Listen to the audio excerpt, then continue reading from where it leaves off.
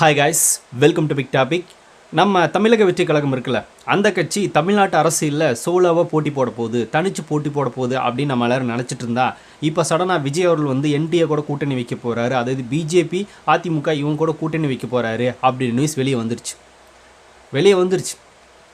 எப்படி வந்துச்சுன்னா ரூமராக வெளியே வந்துச்சு. உண்மையால் ஒன்றும் வரல, ரூமராக வெளியே வந்திருக்கு. நேற்று இருந்து சோசியல் மீடியாஸில் முழுக்க இந்த நியூஸ் தான். அதில் என்னென்ன மாதிரியான சில கட்டுக்கதைகளாக உள்ளே ட்ரை பண்ணுறாங்க அப்படின்னு பார்க்கும்போது பயங்கர கொடுமையாக இருக்குது. ஏன்னா ஒரு ஆளை பார்த்து இவ்வளோ பயக்கிறீங்களாடா அப்படின்னு தான் நம்மளுக்கு கேட்க தோணுச்சு. அது என்ன அப்படிங்கிறத பற்றி தான் நம்ம டீட்டெயில்டாக பார்க்க போகிறோம். நாட்டில் என்ன சார் நடக்குது? நாடு எங்கே சார் போகுது? நாடு நாசமாக போகுது. உனக்கு என்ன பிரச்சனை? ஃபஸ்ட்டு தமிழக வெற்றி கழகம் இந்த கட்சியை விஜயில் ஆரம்பித்ததுக்கு முக்கியமான காரணமே அவர் சிஎம் ஆகணும், நான் என்னோட தனிப்பட்ட முறையில் நான் ஒரு ஆட்சியை நடத்தி மக்களுக்கு நல்லது செய்யணும் அப்படின்ற மாதிரி தான். அதாவது எங்கே என்ன நல்லது நடந்தாலும் அதை நம்ம பசங்க தான் பண்ணாங்க அப்படின்ற அளவுக்கு இருக்கணும் அப்படின்னு ஒரு மைண்ட் செட்டோடு தான் அவர் மக்கள் இயக்கத்தை கொஞ்சம் கொஞ்சமாக டெவலப் பண்ணி இப்போ அரசியல் கட்சின்னு ஒன்று ஆரம்பித்து தேர்தல் நோக்கி போய்கிட்டு இருக்காரு அப்படிங்கிறது நம்மளுக்கு தெரியும்.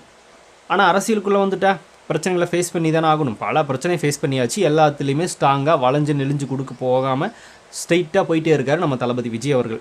அந்த விஷயத்தில் இப்போது இந்த கரூர் இஷ்யூ அப்படிங்கிறது மிக முக்கியமான ஒரு விஷயமாக பார்க்கப்படுது. தமிழ்நாட்டு அரசியலையும் சரி, தளபதியோட அரசியலையும் சரி முக்கியமான விஷயமாக பார்க்கப்படுது. ஸோ அப்படி இருக்கிறப்போ அந்த ஒரு விஷயத்தை வச்சு மட்டுமே விஜயில் பார்த்தோன்னா நம்ம இழுத்துடலாம் அப்படின்னு மாதிரியான ஒரு பிளானை பிஜேபி போட்டுட்ருக்கு அப்படிங்கிறது எல்லாருக்குமே தெரிஞ்ச விஷயம் தான். ஓப்பனாக எல்லாருக்கும் தெரிஞ்ச விஷயம் தான். இப்போ நாளைக்கு கூட நம்ம தளபதி விஜய் அவர்கள் அங்கே விசாரணைக்கு போக போகிறாரு. சிபிஐ விசாரணைக்கு நாளைக்கு போக போகிறாரு. அநேகமாக இன்றைக்கி நைட்டுக்குள்ளே கிளம்பிடுவார்னு நினைக்கிறேன். அங்கே போய் நாளைக்கு ஆஜராகி சிபிஐ விசாரணைக்கு ஒத்துழைப்பு கொடுக்க போகிறாரு. அங்கே என்ன மாதிரியான கேள்விகள் கேட்க போகிறாங்க, என்ன மாதிரியான பதில்கள் சொல்ல போகிறாரு, இல்லை மறைமுகமாக வந்து நீங்கள் வந்து தான் ஆகணும் அப்படின்ற மாதிரியான ஏதாவது ப்ளே பண்ணுவாங்கன்னு நினைக்கிறேன். எந்த ஒரு கேம் இல்லாமலாம் இருக்காதுன்னு நினைக்கிறேன். ப்ளே பண்ணுவாங்க, என்னன்றது நம்மளுக்கு தெரியல. மொத்தத்தில் நாளைக்கு அங்கே தளபதி போக போகிறாரு. அவர் போக போகிறாரு, அவ்வளோதான். ஆனால் அவர் போகிறதுக்கு முன்னாடியே நேற்றே இங்கே முடிவு பண்ணிட்டாங்க, ஊடகங்கள் முடிவு பண்ணியாச்சு, விஜய் அவர்கள் பிஜேபி கூட கூட்டணி சேர போகிறது உறுதியாயிடுச்சு அப்படின்னு. ஒருத்தர் என்னடான்னா இந்த பக்கம் தாவேக்காக்கு 50 சீட்டு வந்து ஒதுக்க போகுது பிஜேபி அப்படின்னு சொல்கிறான். அதுக்கு இன்னொருத்தர் என்னடா அப்படின்னா விஜய் வந்து 50 சீட்லாம் எங்களுக்கு பத்தாது, இன்னும் எக்ஸ்ட்ரா வேணும் அப்படின்னு விஜய் கேட்குறாரு அப்படின்னு இன்னொருத்தர் இந்த பக்கம் உருட்டிக்கிட்டு இருக்கான். இதை விட இன்னொன்று என்ன அப்படின்னா, விஜய் அவர்கள் வந்து 234 தொகுதிகளில் வேட்பாளர்களை நிறுத்தவே முடியாது. மிஞ்சி போனவர் 50-60 வேட்பாளர்களை நிறுத்துவார்.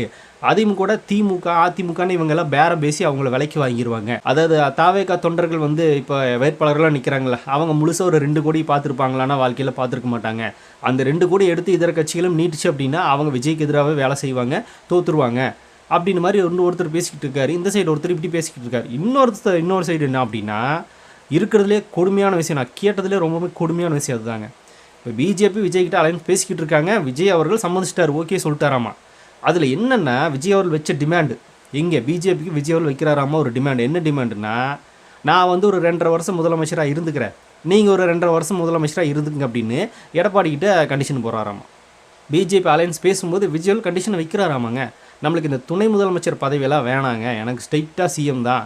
அதனால் நான் என்ன சொல்கிறேன் அப்படின்னா, ஒரு சின்ன ஐடியா கொடுக்குறேன். 2.5 வருஷம் நான் வந்து முதலமைச்சராக இருந்துக்கிறேன், அடுத்த ஒரு 2.5 வருஷம் வந்து எடப்பாடி அவர்கள் இருந்துக்கிட்டோம், இந்த மாதிரி இருந்துக்கலாம் அப்படின்னு சொல்கிறாராமா. எப்படி இந்த மாதிரியான ஒரு முடிவை விஜய் அவர்கள் பிஜேபிகிட்ட வைக்கிறாராமா. இதுதான் என்னோட கண்டிஷன், இதுக்கு வந்தால் ஒத்துக்கிறேன் அப்படின்னு மாதிரி. இன்னொருத்தர் 98 சீட்டு வந்து விஜய் கொடுத்தா தான் நான் என்டிஏ கூட்டணிக்கு வரும் அப்படின்னு விஜய் ஒரே முடிவாக இருக்கார் அப்படின்னு மாதிரி இன்னொருத்தர். என்ன கிடையாது இது எங்கே நடந்துச்சு அப்படின்னு பேசினா, நேற்று புஷியானந்த் அவர்கள் தலைமையில் ஒரு செயலாளர் கூட்டம் நடந்துச்சு. பொது செயலாளர் புஷியானந்த் இருக்கார்ல, அவரோட தலைமையில் ஒரு பொதுக்கூட்டம் நடத்தினாங்க. பொதுக்கூட்டம் கிடையாது, ஒரு சின்ன மீட்டிங் நடத்தினாங்க. அந்த மீட்டிங்கில் இதெல்லாம் டிஸ்கஸ் பண்ணியிருக்காங்க, பேசியிருக்காங்க அப்படின்னு. அங்கே விஜயே வரல, ஆனந்த் அவர் மட்டும்தான் இருந்தார். அங்கே ஒரு செயற்குழு மீட்டிங் நடத்தியிருக்காங்க அப்படின்னு சொல்லி இன்னொரு ரூமர் கிளப்பிக்கிட்டு இருக்கா.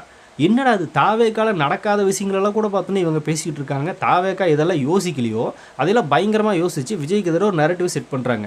அதில் ஹைலைட் காமெடி என்ன அப்படின்னா, 2.5 வருஷம் நான் முதலமைச்சர், 2.5 வருஷம் தான் எடப்பாடி அப்படின்னு. இந்த அலையன்ஸ் ஓகேன்னா நான் டீல் வர்றேன் அப்படின்னு சொல்கிறாராமா விஜய். அந்த டீல்லாம் கிடையாது, நீ வந்தே ஆகணும் அப்படின்னு பிஜேபி இழுக்கிறாங்க அப்படின்னு சொல்கிறான் இன்னொருத்தர். என்ன கிடையாது, நம்மளுக்கு ஒன்றுமே புரியல. இவங்க ஏதோ விஜய் கூட உட்காந்துருக்கிற மாதிரியும், பிஜேபி இவங்களும் எல்லாம் ஒன்றா சேர்ந்து பேசும்போது சுற்றி உட்காந்து காப்பி டீ குடிச்சிட்டு இருந்த மாதிரியும் என்ன மாதிரியான விஷயத்தை செட் பண்ணுறாங்கிறதே நம்மளுக்கு தெரியல. அதாவது இன்னொருத்தங்க கேட்குறான், இந்த நாம் தமிழர் கட்சி சேர்ந்த ஒரு தற்குறி என்னென்னா, விஜய் தான் வந்து பிஜேபி கூட போக மாட்டாருன்னு நீங்கள் சொல்கிறீங்களே, ஊடகங்கள் வரைக்கும் வந்துருச்சு, ஊடகத்தில் எல்லாருமே பேச ஆரம்பிச்சிட்டாங்க. ஆனால் இதெல்லாம் பார்த்துட்டு தாவேக்கா விஜயை ஒரு மறுப்பு கூட தெரிவிக்கல, நாங்களாம் எப்பவுமே பிஜேபியோட கூட்டணியே கிடையாது, எந்த காலத்துலேயும் கூட்டணியே கிடையாதுன்னு ஒரு அறிக்கை விட வேண்டியதானே அப்படின்னு லூசுத்தனமாக கேட்டுக்கிட்டு இருக்கான். அவர் கட்சி ஆரம்பிச்சது வந்து இப்போ வரைக்கும் அதை மட்டும் தானே பேசிக்கிட்டு இருக்காரு அதிகமாக. ஒவ்வொரு டைமும் விஜய் வந்து உங்களுக்கு எழுதிட்டே இருப்பாரா, நாம் வளைஞ்சு நெளிஞ்சு கொடுக்க போகிறதுக்கு திமுகவோ அதிமுகவோ கிடையாது அப்படின்னு சொல்லிட்டாரு. இப்போ ரீசெண்டாக கூட சொல்லியிருந்தாரு, கொள்கை எதிரி கூட எப்போதுமே கூட்டணியே கிடையாது அப்படின்ட்டாரு. நம்மளுக்கு அழுத்தம் கொடுக்கப்படுதானா கொடுக்கப்படுது தான், ஆனால் நம்ம அதுக்கெல்லாம் அசர்றாளா, இந்த மூஞ்சி பார்த்தா அந்த அழுத்துக்கெல்லாம் பயப்படுற மாதிரி தெரியுதா அப்படின்னு மாதிரியான விஷயத்தை பேசினார். எல்லாத்தையுமே தொடர்ந்து அவர் பேசிட்டே தான் இருக்கார். நம்ம எந்த காலத்தில் பிஜேபியோட கூட்டணியே கிடையாது அப்படின்றது தெளிவாக ஓப்பனாகவே சொல்லிகிட்டே இருக்கார். அவர் ஒவ்வொரு முறையும் பார்த்தோன்னா இந்த மாதிரி ஒரு ரூமர் வரும், அந்த ரூமருக்கு ஃபுல் ஸ்டாப் வைக்கிற மாதிரி சொல்லிகிட்டே இருப்பாரா. ஒரு கட்டத்துக்கு மேலே அதே தகட்டி போர் அடிச்சிடும் அவருக்கு. அட போகடா அப்படின்னு அவரே விட்டுருவார். அவ்வளோதான் நடக்கும். இதை புஷி ஆனந்தும் பெரிய அளவில் கண்டுக்கல. அட போகடா உங்களுக்கு வேறு வேலை இல்லை அப்படின்றத அவளே பார்த்தோன்னா தள்ளி விட்டார். இப்போ அதை ஒரு நரேட்டிவ் செட் பண்ணிட்டானுங்க. பார்த்தீங்களா அமைதியாக இருக்காங்க பார்த்தீங்களா, அப்படின்னா கன்ஃபார்ம் தான் அப்படின்னு அதுக்கு ஒரு நரேட்டிவ் செட் பண்ணுறானுங்க. என்ன மாதிரி இதெல்லாம் நம்மளுக்கு தெரியவே இல்லை. பார்த்தீங்களா என்ன மாதிரியான விஷயங்கள் நரேட்டிவ் செட் பண்ணி விஜய் மேலே ஒரு அவதூறு கிரியேட் பண்ணி என்டிகே கூட்டணிக்கு விஜய் போயிடுவார் அப்படின்னு மாதிரியே ஒரு செட் பண்ணுறாங்க. ஆனால் கடைசியில் எப்படி போக மாட்டார் அப்படின்னு அவர் தனிச்சு தான் நிற்க போகிறாரு நியூஸ் வரப்போகுது. அதுக்கு என்ன இவ்வளோ முட்டு கொடுத்துட்ருக்குறீங்க இப்போது? நீங்கள் இப்போ சொன்னாலுமே அவர் நான் தனிச்சு தான் நிற்கிறேன் அப்படி நியூஸ் எப்படி இருந்தாலும் வெளியே வரதா போகுது. அப்போ நீங்கள் செட் பண்ணதெல்லாம் முட்டாள்தானே லூசு தானே அப்படின்னு இதை நம்பினாங்களே சில பேர். அரசியல் மேலே பெரிய அளவில் ஈடுபாடு இல்லாதவங்க, இந்த நடுத்தரமாக இருக்கிறவங்கலாம் நிஜமாக நம்பியிருப்பாங்க. ஆனால் விஜய் அப்படியெல்லாம் கிடையாது, தனித்து தான் போகிறார் அப்படின்னு நியூஸ் வெளியே வந்த உடனே இந்த பக்கம் இந்த லூஸ் பசங்க பேசிகிட்டு இருந்தால் தான் நம்ம நம்பிட்டு இருந்தோம் அப்படின்னு அவங்களே காரித்து போவீங்களே. ஏன்னா உங்களை காரித்து பிறகு நீங்களே பாயிண்ட் எடுத்து கொடுத்துட்ருக்கீங்க. நம்மளுக்கு ஒன்றுமே புரியல எதுக்கு இந்த நரேட்டிவ் செட் பண்ணுறாங்க. இதில் விஜய் வேறு ஓப்பனாக அறிக்கை விடணுமாமா. அவர் எதுக்கே விடணும்? அவர் எதுக்கு விடணும்? அவருக்கு என்ன அதான் வேலையா? இங்கே ரூமரை கிளப்பிட்டே இருப்பீங்க, நான் அதுக்கு உட்காந்து பதில் சொல்லிக்கிட்டே இருக்குமா அப்படின்னு தான் அவர் கடந்து போவார். என்னது சொல்கிறது, இந்த மாதிரியான ஒரு நரேட்டிவ் செட் பண்ணி விஜயாவில் வீழ்த்தணும் அப்படின்னு நினைக்கிறாங்க. அதெல்லாம் ஒரு காலத்திலும் நடக்காது. அவர் பிஜேபியோட எந்த காலத்துலையும் கூட்டணியே கிடையாது அப்படின்னு வச்சுன்னா அவர் கட்சியை கலைச்சிட்டு போயிடுவார். அந்த மாதிரி ஒரு பிரச்சனை வந்துச்சு அப்படின்னு நான் கட்சியை கலைச்சிறேன்னு சொல்லிட்டா கூட எந்த அளவுக்கு பிரச்சனை கிடையாது எங்களுக்கு.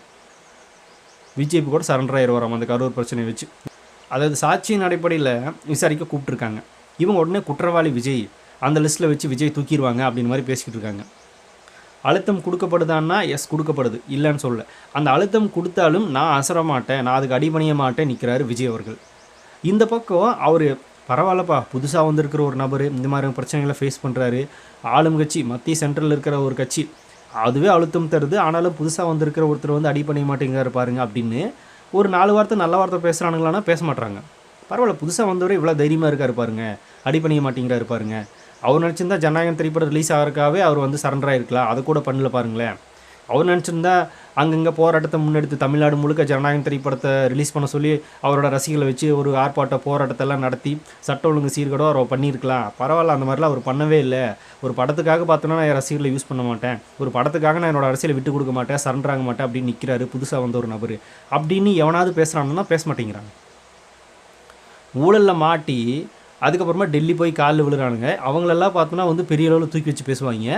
புதுசாக வந்திருக்கிற ஒரு நபரை இந்த அளவுக்கு ஒரு கட்சி அழுத்தம் கொடுத்தும் கூட அவர் இன்னும் அசராமல் நிற்கிறாரு பரவாயில்ல அப்படின்னு சொல்லி எந்த நாயாவது பேசுகிறானே. அரசியல் ரீதியாக, கருத்து ரீதியாக, கொள்கை ரீதியாக ஏதோ ஒரு முரண்பாடு இருந்துட்டு போகட்டும், அதுக்கு நீ ஏதோ ஒன்று திட்டு பேசு பதில் சொல்கிறோம் நாங்கள்.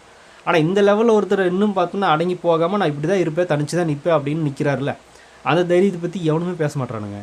அப்போ இவங்களுக்கு என்ன அந்த தைரியம் தான் பிரச்சனை. எந்த தைரியம்? ஆளும் கட்சி அங்கே மத்திய சென்ட்ரல் பிஜேபி கூட அவர் சரண்டர் ஆகலை, அப்போ நம்ம திமுகவால் சும்மா விடுவாரா? இங்கேயும் பார்த்தோன்னா வச்சு கிழிக்கிறதே ரெடி ஆகிட்டு இருக்காரு. அப்படி இருக்கும்போது அந்த தைரியத்தை பார்த்து தான் இவங்களுக்கு பயமே, வேறு ஒன்றுமே கிடையாது.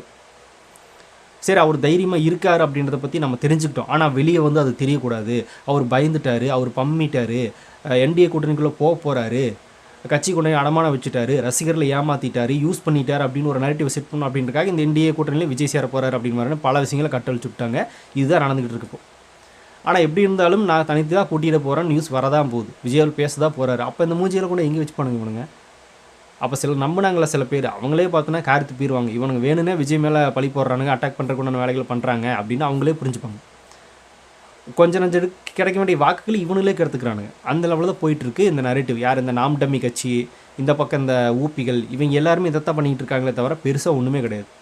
எடப்பாடி அவர்களே அதுக்கெல்லாம் மறுப்பு தெரிவிச்சிருக்காரு. அப்படிலாம் நாங்களாம் ஒன்றுமே பேசலுங்க அப்படின்னு சொல்லியிருக்காரு. சரி, ஓகே, அவர் கூட உள்ள டீலிங் நடக்கிறத சொல்லாமல் இருக்கலாம்னு வச்சுங்களேன். அழுத்தம் கொடுக்கப்படுது அப்படின்னு கூட ஒத்துக்குவாங்க அப்படி சொன்னோம் அப்படின்னா, அதனால் மாற்றி சொல்லியிருக்கலாம்.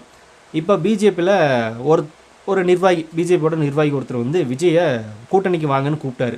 உடனே அந்த அளவு பார்த்தோன்னா அவரோட பதவியிலேருந்தே தூக்கிட்டாரு நயினார் நாகேந்திரன் அவர்கள். இந்த மாதிரி தேவையில்லாத வேலைலாம் பண்ணிகிட்டு இருக்காது அப்படின்னு அந்த பதவியிலேருந்தே தூக்கிட்டாரு. இந்த லெவலில் பார்த்தோன்னா நம்மளுக்கு நியூஸ் நிறையவே இருக்குது. ஆனால் அப்பவும் நம்மளை திசை மாற்றுறதுக்காகவும் மக்களை பார்த்தோன்னா நம்ப வைக்கிறதுக்காகவும் சில உருட்டுகளை உருட்டிகிட்டே தான் இருக்காங்க இந்த குரூப்பு. ஏன்னா அவங்களோட நோக்கமே விஜயத்தை அரசியல் பண்ணுறது மட்டும்தான், வேறு இன்னுமே கிடையாது. உங்களோட அரசியல் நோக்கமே இப்போது விஜய் அவர்களை பற்றி பேசுகிறது மட்டும்தானே தவிர இவங்க மக்களுக்கு ஏதாவது நல்லது பண்ணலாம் அப்படின்றதெல்லாம் கிடையாது. மக்களை நாசம் பண்ணிட்டு இருக்கிற, மக்களுக்கு பாதுகாப்பு இல்லாத சூழ்நிலை உருவாக்கிட்டு இருக்கிற திமுகவை நோக்கியும் இந்த நாம் தமிழ் கட்சிக்காரங்க கேள்வி கேட்க மாட்டானுங்க. பூரா முழுக்க இங்கே விஜய் பற்றியே கேட்டுருக்காங்க. ஏன்னா விஜய் தானே முதலமைச்சர், அவர் தான் எங்கள் எல்லாத்தையும் கொள்ளையடிச்சிட்டு இருக்காரு, மக்களை பார்த்துனா சீரழிச்சிக்கிட்டு இருக்காரு. அதனால் இங்கே கேள்வி கேட்குறானுங்க. என்னடா அது உங்கள் லாஜிக்கும் புரிய மாட்டேங்குது, இவங்க லாஜிக்கு பயம் அப்படின்றது தெரியுது. ஆனால் கடைசியில் எல்லாமே உங்களுக்கு பேக் ஃபயர் தான் ஆக போகுது. அதுக்கே கஷ்டப்பட்டு ஒரு நரேட்டிவ் செட் பண்ணுறீங்க. இந்த மதுரை திரைப்படத்தில் பசுபதி இருக்கார்ல வில்லன், அவர் வந்து ஒவ்வொரு கிளாஸாக வச்சு ஒரு மாளிகை மாதிரி கட்டிக்கிட்டு இருப்பாருன்னு வச்சுங்களேன். ஃபைனலாக வந்து அந்த ஒரு கிளாஸை கட்டி முடிச்சு அந்த கோட்டையை கட்டி பிடிச்ச மாதிரி திடீர்னு ஒருத்தன் வந்து அதை தள்ளி விட்டு உடச்சிட்டு போயிடுவான். கஷ்டப்பட்டு கட்டின கோட்டையடா, ஒரே நிமிஷத்தில் ஒரு செகண்டில் உடச்சிட்டியடா அப்படின்னு ஃபீல் பண்ணி அவனை போட்டு தள்ளிடுவார். அதாவது எதுக்கு சொல்கிறேன்னா, இவ்வளோ கஷ்டப்பட்டு அந்த நரேட்டிவ் கோட்டை கட்டுறீங்க, அது ஒரே ஒரு ட்வீட்டில் விஜய் அவர்கள் உடச்சிட்டு போயிடுவார். அது எதுக்கு பார்த்துன்னு இவ்வளோ வேலை பண்ணிகிட்டு இருக்கீங்கன்றது நம்மளுக்கு தெரிய மாட்டேங்குது. ஏன் இவ்வளோ பிரச்சனை உங்களுக்கு, ஏன் இவ்வளோ பயம், ஒன்றும் புரியல. ஆனால் விஜய் அவர்கள் எந்த காலத்திலும் பிஜேபி கூட கூட்டணி போகிறதுக்கு வாய்ப்பே இல்லை, அதுதான் உண்மை. அப்படி ஒரு வேளை போயிட்டார் அப்படின்னா விஜய் ரசிகர்களே விஜய்க்கு ஓட்டு போட மாட்டாங்க அப்படிங்கிறது விஜய்க்கும் தெரியும், பிஜேபிக்கு தெரியாதா என்ன? கட்டாயப்படுத்தி கூட்டும் அப்படின்னா அவங்க ஃபேன்ஸே ஓட்டு போட மாட்டாங்க. ஏன்னா நம்ம எந்த ரேஞ்சில் விஜய் வச்சு இழுத்துருக்கோன்றது அவங்களுக்குமே தெரியும். என் தலைவனை வச்சு தான் நீ தமிழ்நாட்டுக்குள்ளே வர ஆசைப்படுற, அப்போ என் தலைவனுக்கே ஓட்டு இல்லை, நீ எப்படி ஜெயிப்பே அப்படின்னு தான் விஜய் ரசிகர்கள் நிற்பாங்க அப்படின்றதும் பிஜேபிக்கு தெரியும். அதனால் நீ வம்படியெல்லாம் உள்ள கூப்பிட முடியாது. அது ஆல்ரெடி தெரிஞ்சிருச்சு, நீ அழுத்தம் தான் கொடுக்குறேன்றது தெரிஞ்சிருச்சு. அந்த அழுத்துக்கு ஒருவேளை அடிபணிஞ்சு விஜய் போனார் அப்படின்னா அவரே வெளியே வந்து மறைமுகமாக அந்த கொள்கை சக்திக்கு ஓட்டு போடாதீங்க அப்படின்னு தான் சொல்லுவார். அதெல்லாம் மைண்டில் வச்சுக்கிட்டு பிஜேபி கொஞ்சம் ரிலாக்ஸாக நடந்துக்குங்க, வரலன்னா விட்டுருங்க, அவ்வளோதான் முடிஞ்சு. விஜய் இழுத்துட்டா ஓட்டு போட்டுருவாங்கன்னு நினப்பேன். விஜய் எனக்கு ஓட்டு போடாதீங்கன்னு சொன்னாலும் சொல்லிடுவார். ஏன்னா நீங்கள் கட்டாயத்தின் அடிப்படையில் தான் உள்ளெடுத்துருக்கீங்க அப்படிங்கும்போது அதுவும் நடக்கும். என்ன சொல்கிறதுன்னு தெரில. இதுக்கு மேலே விஜய் அவர்கள் எந்த காலத்திலையும் பிஜேபி கூட கூட்டணி வைக்கிறதுக்கு வாய்ப்பே கிடையாது. அது இந்த அதிமுக சொல்லிட்டு தெரிஞ்சாங்களே, இவங்க போய் வச்ச மாதிரி விஜயம் வச்சுப்பாரு அப்படின்னு மாதிரி நினச்சிக்கிட்டு இருக்காங்க. அதுக்கெல்லாம் வாய்ப்பே இல்லை. அவர் கூட நம்பி எந்த கட்சி கூட்டணிக்கு வருதோ அதை கூட்டணியில் சேர்த்துப்பார். ஆனால் சிஎம் விஜய் தான், ஜெயிச்சார்னா சிஎம் விஜய் தான். துணை முதலமைச்சர் அதெல்லாம் எனக்கு தேவையில்லை. நான் சிஎம், நான் என்னோட இதை யூஸ் பண்ணி நான் அரசியலுக்கு வந்திருக்கேன், நான் ஜெயிச்சா நான் தான் சிஎம், இல்லை அப்படின்னா எதிர்கட்சியாக இருந்துட்டு போகிறேன், அவ்வளோதான் என்னோட வேலை. மற்றபடி எங்கேயும் சமரசம் கிடையாது அப்படின்றது அவரோட நிலைப்பாடாக இருக்குது. அதில் எந்த வித மாற்றம் கிடையாது. யாரும் தயவு செஞ்சு இதை நம்ப வேணாம் அப்படின்னு சொல்லிட்டு இந்த வீடியோ முடிச்சுக்கிறேன். ஸோ நீங்கள் என்ன நினைக்கிறீங்க அப்படிங்கிறது கமெண்ட்டில் ஷேர் பண்ணிட்டு போங்க. அப்படியே பிக் டாபிக் சேனல் யாராவது சப்ஸ்கிரைப் பண்ண மறக்காமல் சப்ஸ்கிரைப் பண்ணிக்கோங்க. நிறைய big topics, political news, trending news, cinema updates அப்படி நிறைய நம்ம சேனல் திறந்து வரப்போகுது.